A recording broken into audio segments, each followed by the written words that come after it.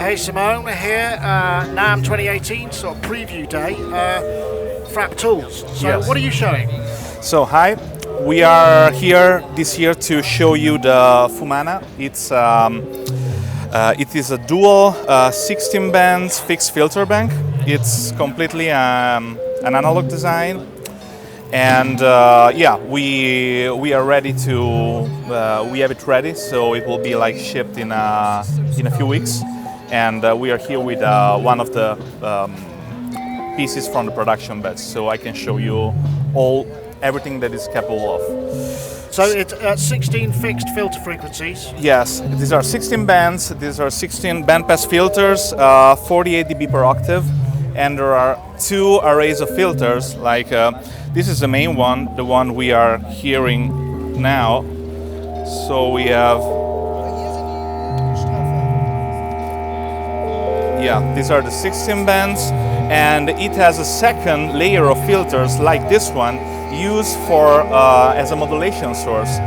This means that we can use any, for example, an external oscillator to excite these bands dynamically, like changing the pitch. We can create control voltage, one per each band, to control the VCA over the main filter. So this is like one of the approach that we can use with this module. The simplest thing we can do is like graphic equalization. So we can shape our sound dynamically where we want, how we want. We can apply any envelopes to like individual band to excite them, depending on where depend on the signal that is present on the band. We can do these two works together. So when we are using control voltages, the faders works as a bias, okay? And another way to access them is using these knobs on the bottom here. These are like, the first one here is tilting, so we can, it works in this way. If we have like this equalization, we can choose to emphasize the lower bands and attenuate the higher, or vice versa, make this balance. And this is very useful if we have like, if we want to make this kind of, It's like low pass gate stuff, isn't it? Like ping. yeah, kind of. Or we can do it the opposite, like we can use it as a decking system. If we have a kick drum, we put the kick drum in there, and we take off the lower frequencies for for the length of the envelope. Oh, nice. So this is the tilt. Another thing is these three knobs. We call it parametric scanning, which works like parametric equalizer. So we have the width, we have the gain control, and we have the centrum of this scanning. So it works like in a parametric equalizer, where we have the frequency, slope, and gain. And we can select even how much are we gaining, the center, automate the center maybe with a control voltage, so to have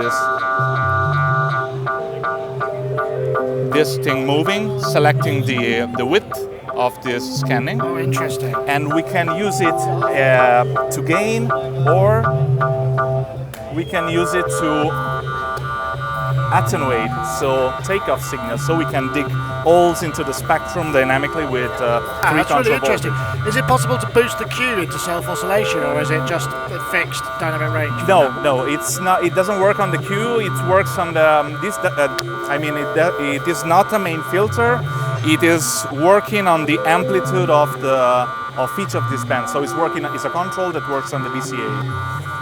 And these three, so scanning, tilt, faders, and VCA, works all together. The last way that I will show you is like this spectral transfer that we can do. So feeding a a sound source into the modulation input. This signal is divided into 16 bands. Each band feeds an envelope follower only. This envelope follower signal comes out of from this row of jacks here with the white LED, and this it's coupled with the VCA in, so it works directly. It sets the volume of each band directly. What we can do, for example, the simplest thing is like we patch, we change the pitch of our oscillator, and with these two potentiometer here, these are the attack and release. We tend to slew limit to morph between each note, where each note has its own harmonic content, and we use this harmonic content to. So it'll effectively kind of try and map its pitch to the frequency. Yeah, right. Yeah. And the other way to use them is like a vocoding. Because it can be a rough, multi-band. Yeah, I guess. 16-band vocoding. So if we have a voice signal like we do have here now, I think, yeah. Let's add some gain. Yeah. The signal now we take off like fast attack, fast release. So when the signal goes in, it's divided into the 16 bands, and these one are used to set the amplitude of the main section. Then, of course, depends also on the pitch, on the signal that we are using. We can use a noise for this vocoding, or if we are not, if we want, we can use the two inputs that we're using. That's really terrifying. Yeah, I know. Or we can use two inputs. We have two inputs here for each filter. Okay.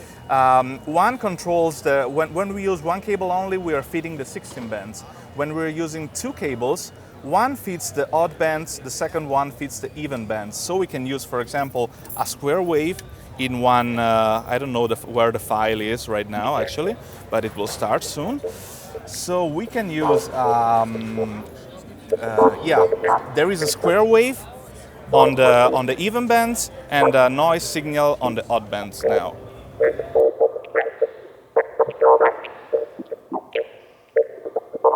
A little bit of reverb. Oh yeah, that's interesting. Very interesting. Yeah.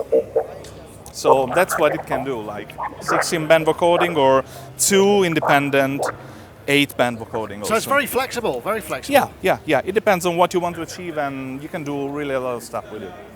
So I guess when and how much is the question everybody will want to know. Yeah, it's €9.99 and US dollars.